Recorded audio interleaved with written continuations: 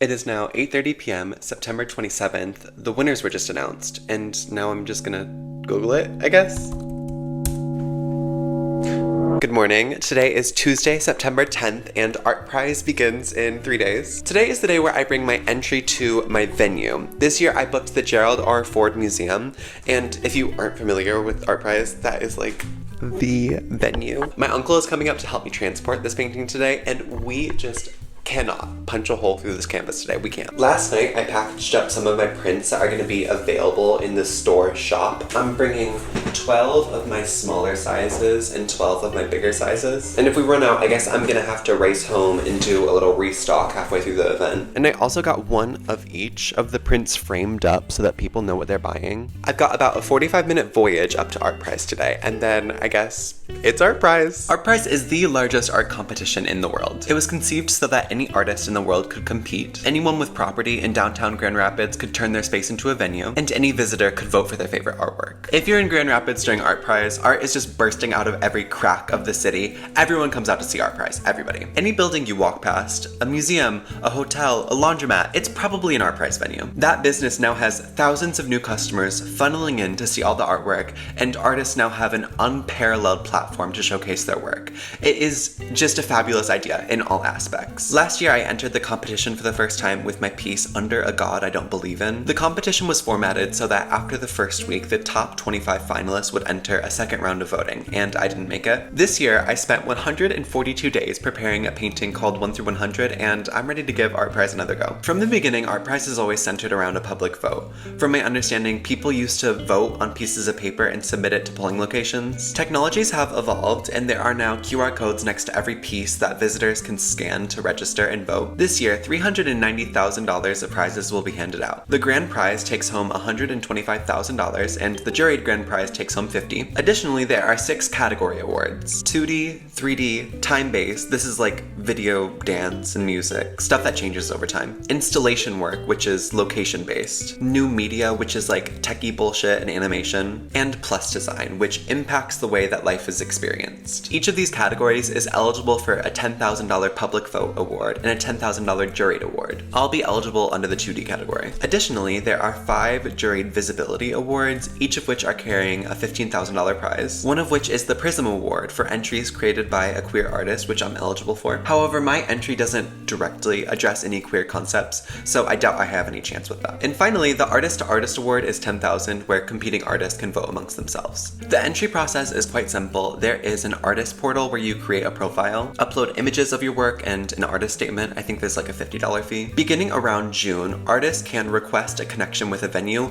or venues can request an artist. If the interest is mutual, you sign contracts and you prepare for September. Last year, my venue reached out to me. This year, the moment that connections opened up, I sent out a request to all of my top venue picks. After a day, all of my requests were switched to pending or something. At this point in the process last year, venues were reaching out to me through email. However, this year I wasn't getting anything. I waited a couple weeks, and inevitably all of my venues started declining me one by one, and I was getting like super nervous that my piece was just shit and they were finding better artists. The deadline was coming up, and I didn't want to just sit there while all of the best venues were declining me, so I sent out a message to the official Ford Museum email, which I probably shouldn't have done, but I was like, hey, I think that my artist portal is being glitchy or weird this year, but I believe that we still have a pending connection through the website, so I wanted to reach out just in case anything here is viable. And almost immediately, I got an email back that was like, Tails, thank you so much for reaching out. We were scared that you didn't want to display with us. Your piece was the first that our committee voted to include this year. Mama. I was gagged. Every year, my uncle helps me with transport because he has a vehicle big enough. He owns a crematory, and funeral vans tend to be very helpful when you have a 10-foot painting to lug around. Maybe the museum curators thought it was a little bit odd when I pulled up to the venue and I started pulling my piece out of the back of a funeral van, but we got it there safely. I think I'm on the same wall as the 2D juried winner from last year, so things were looking up. Today is Friday, September 13th. It is the first official day of ArtPrize. Voting opens in 2 hours. This year, I plan on spending at least 4 full days at the event, and I got some stuff prepared that I want to show you. I got these cards made to hand out to the the people at the event. I ordered 800 of them and they turned out so cool. I have a cousin who lives literally a 10-minute walk away from my venue, so I'm rooming with her for the first 3 nights. I got all my stuff packed up right here. I don't know if I'm cool enough to be able to engage with all of these people. Like, what am I gonna do? Like, I'm just gonna be sitting next to my painting in this really uncomfortable looking chair, and am I just gonna be like, I made that. Loading starts in 2 minutes. I just went into the venue to drop off my cards and my chair and stuff, and I was able to talk to 2 ladies. These are the first 2 people I've been able to talk to since I've made the painting, and one of them was moved to tears, so this is just a little bit funky for me. I would like to take a moment to thank the sponsor of today's video, Skillshare. Skillshare is the largest online learning community for creatives with thousands of classes led by industry experts. Wherever you're trying to level up your skills in animation, marketing, photography, and so much more, Skillshare is ready to take you from beginner to advanced. I'm a self-taught artist, and often I crave to grow my skills in a more pedagogic or formal way. For example, attending figure drawing classes would be a huge step in my artistic journey. However, I've been struggling to get into a class in my area. With Skillshare, I have access to world-class figure drawing classes in my bedroom. I've just finished an introduction to the art of figure drawing by Brent Eviston, and it has been absolutely fabulous. I was going into the class expecting to encounter a lot of academic anatomical teachings, and there was a lot of that, but I was not expecting the much more creative and exciting process Brent walked me through. The entire course was built on, okay, observe this pose. What makes it exciting? How do you capture that? How do you exaggerate that? It has helped me approach my figurative work in a way that is informed anatomically, but also exploding with dynamism. The first 500 people to use my link in the description will receive a 1-month free trial of Skillshare. Get started today, and thanks again to Skillshare for sponsoring this video. When artists got an email announcing that all entries were officially live, I clicked on the link just to make sure that all my stuff was uploaded properly, and instantly I saw my painting pop up. I thought they might have sent a personalized link to each of the artists with their piece, but no. When you open up the ArtPrize website, mine is literally at the top of the page. Something that I didn't really consider is that when you title your piece with a number, when you order all of the entries alphabetically, mine is literally at the top. Over the course of the event, I watched a lot of people walk past my piece and they'd point their fingers and say, that's the one I saw online. Also, people kept asking me where my accent was from. I'm literally 30 minutes away from Grand Rapids. No one's ever asked me that before, so I'm wondering if I have an accent or if I'm just gay. After my first day at the museum, I walked downtown to get some groceries for my next couple days, but I stumbled into the opening ceremony. There were a couple events like this scattered throughout ArtPrize, but I put a lot of my energy into staying by my piece, talking to entrants, so the community events were pretty distant from my ArtPrize experience. At this ceremony, there was a 35-foot tall, light-up puppet scaling the side of a building. I had no idea this was happening, but I guess that's ArtPrize for you. I was absolutely jarred by how many people were there. Sometimes I lose sight of just how big ArtPrize is, and moments like this remind me. It is now morning 2 of ArtPrize, and I'm getting ready to head to the event. Yesterday was crazy. I was basically just sitting in my chair mewing and waiting for someone to ask me if I was the artist. If you don't know, my entry this year is a concept painting. A year ago, I started asking a question to all my friends and family where I was like, imagine you're in a room with 100 people, and somehow everybody is assigned a number, where person number 1 is the best person and person 100 is the worst person.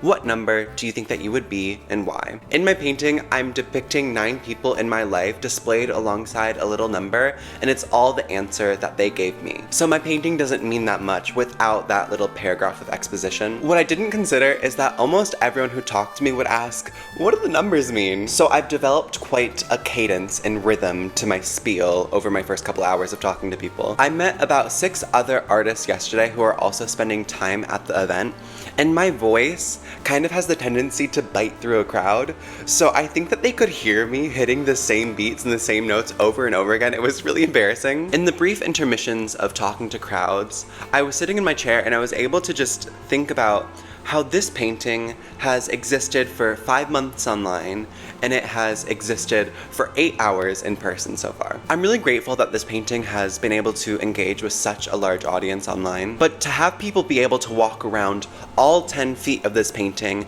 and then be able to talk to me and bridge that conversation, it just really made me reevaluate why I create and how I engage with an audience. I had my first person ever recognize me from YouTube, and I think that's really funny. And there was this artist that approached me. I can't remember where he's from, but he can speak Russian, and he said that he learned about ArtPrize from my YouTube videos, and he flew into the event to be exhibited this year. Here's his entry. I think it is so beautiful. A 3-year-old girl approached me with one of those cards that I was handing out, and she handed me a pen and asked for a signature, and I could not take myself seriously. Before I head back for day 2, yesterday I made a trip to the ArtPrize field house to get my artist badge, and they handed out this goodie bag, and I haven't looked through it yet, so I thought we should do an unboxing. Work. This is an eraser. ArtPrize has been advertising this year that Zaha Hadid's Z-Car would be exhibited at my venue. It's not an entry, you can't vote for it. It's intended to be like an attraction. Zaha Hadid is a world famous architect. She designed the Broad Art Museum on Michigan State University's campus, and what do you know? I dropped out of that place. 2 years ago, I was literally assigned to go to the Broad Art Museum and look at her artwork, and now I'm exhibited 10 feet away from her work. Her Z-Car is right in front of me, and I think that's kind of punk rock. It's the beginning of day 3. People are gonna start coming in about a minute now, but I'm just gonna be sitting, and I have a lunch plan with my friends at 1. While I was there, I was doing my best to approach all the exhibiting artists and get to know them a little bit. I was blessed with the most lovely ArtPrize neighbor, Jillian. She does embroidery stuff. This year she stitched 12 portraits of empowered women. And what an honor it was to sit next to her artwork all day and watch families walk by and watch mothers point out these empowered women to their daughters and say, you should know about her. And Jillian gave me this sticker of Laverne Cox. Shout out, Jillian, you are awesome. Ed Skelly was another who was just a sweetheart. On installation day, I didn't think to bring any tools, and he almost gave me his tape measure before I got access to the museum's supply. Anyway, he started working on his entry 12 years ago. It was truly one of the most mind-boggling experiences I've ever had looking at a piece of artwork. I'm so glad that this experience introduced me to his talents. And on the opposite wall of me was the second place winner from 2013, Annie Crowder. Her entry that year, Polar Expressed, took her home $75,000. She was certainly the artist that I got most close to during my time there. The rumblings this year was that her piece was in great contention to win. She really took me under her wing, and her advice and conversation and friendship all hold close to me forever. And this is one of my favorite pieces of hers. It has nothing to do with ArtPrize, I just thought I should share. It is now the morning of my 4th day here at the museum. I have a lot of friends and family who are coming in today, so I'm looking forward to that. I wanted to stay here through Monday because I wanted to see how busy the event would be on weekdays to kind of gauge how much I'd want to return for future weekdays. A big reason why I am here though is because if a potential buyer swings by, I want to be like there to talk to that person and be a really good salesperson, because I do not want to bring this back home to my parents. They would not be particularly thrilled, I don't think. I'm selling my piece through a nonprofit that's working alongside ArtPrize during the duration of the event. If I don't sell over these 2 weeks, I regain ownership and then it's my responsibility to sell. Almost all artists at ArtPrize sell through this organization marked by a yellow QR code on our title cards. My piece is available for $23,000, and I know that's a really wild sum of money, but a bunch of artists and galleries that I respect have told me that that's pretty much a guaranteed sale for the market that I sit in. I'm at probably the most traveled venue, and my price is pretty chill in terms of the industry. I'm recording this section of the video after the event has concluded, and I haven't even gotten a nibble. My ArtPrize piece from last year sold 10 months after the event for $8,000. 2 guys from Minneapolis found me on social media, drove to West Michigan, and U-hauled the thing back home, but I think that 1 through 100 will probably be in my life a little bit longer. It's a very difficult piece to sell. It's the most expensive thing I've ever made. It requires a pretty specific wall. Then again, maybe it's a good piece to keep in my collection. If I have another solo show, it's a pretty impressive thing to pull out of my back pocket and have ready to go. But I do want to sell this painting one day, and right now I feel in over my head. I took another 5-hour energy. I'm shaking really bad. If I were to be at my venue for the entire event, I would be pulling 66-hour weeks, and God bless, but ArtPrize really tests my social limits. I paint in my bedroom all day. A 2-hour brunch gig with some friends wipes me out for a week. There's a giant river running through Grand Rapids, so every 3 hours I would escape for 10-20 minutes and sit by the water. One thing I wish I would have strategized better was my chair. It was horrific. My posture is awful, and every night I would return to my cousin's apartment and grind my shoulder into her couch for a beautiful night's sleep. I don't know why, but after 2 days of the event, I couldn't lift my arms over my head. So I went back home, licked my wounds, addressed some business here, and weekend 2, I was ready to return to GR from Friday to Sunday. It was basically the same thing as last weekend, except a little bit more busy, and my body and mind tore down just a little bit quicker. Friday evening, they were announcing the top 100 finalists, which I was really eager to learn. This year, all votes counted throughout the entire duration of the event, but halfway through, they were announcing the current 100 finalists. I started getting some texts from my friends congratulating me, and I was really confused, but I searched it up, and here's me finding out that I made it. This was really cool. Last year, they did a top 25 finalist who then entered a second round of voting, and I didn't make it then. So this was my first time ever seeing any sort of recognition in terms of me at ArtPrize. Like, I made the top 100 of debatably the largest art competition in the world, and that's really cool. and I'm really proud. It is now September 25th. I got this email today at 4:05 p.m. and it's an artist conduct reminder. We want to remind you of the artist rules and underscore our commitment to a fair and unbiased voting process. And then they quote the rules. ArtPrize may prohibit an artist from participating in ArtPrize or winning if said artist is attempting to undermine the legitimate operation by cheating, hacking, deception, collusion, or other unfair voting practices, or intending to annoy, abuse, threaten, or harass entrants. This email is making me question the validity of the vote this year. To send out this email, I don't know. It just feels kind of fishy. Over the course of the event, I've gotten pretty close with a lot of artists who've had a varied history with ArtPrize, and I've started to get an inside scoop of the twisted politics in its history. Here's the thing. ArtPrize has been gradually dying over the last 10 years. The first Monday I was at the event, there were moments when nobody was even in the building, and I was at one of the 2 most traveled venues in GR. I was told that one year, ArtPrize made the decision that there can only be 1 finalist per venue. So if they were recognizing a top 10 vote getters, and the top 2 were at the same exact venue, the second place winner, who at the time could have earned $75,000, would have been eliminated from the competition, just because they were exhibited at the same venue as the winning artist. Venues have a huge impact on placement standardly because viewership earns you votes. I believe the mindset was to spread out the love. Perhaps some worthy pieces at less traveled venues would not have been recognized without this rule change. At the time, the top 10 or the top 25 artists would have a big sign next to their piece declaring their status. And during the last week of the event, people would put an extra effort into visiting the venues that hosted a finalist. I do understand, and I think that I mostly agree with the logic. Instead of having 3 venues with finalists in them, having 10 diverse entries across the entire city, boosting the traffic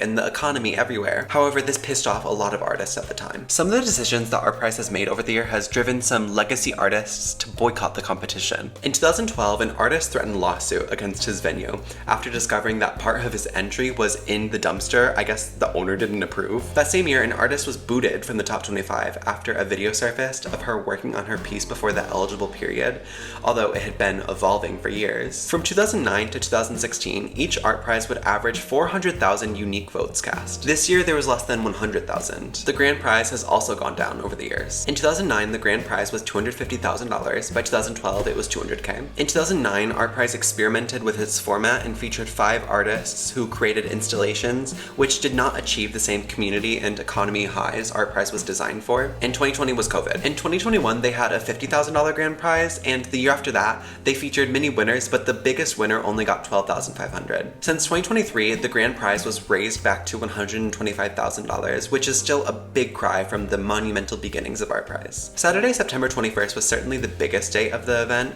There was a 100-person line outside the door at all times, and it was honestly pretty overwhelming. That's where I sit.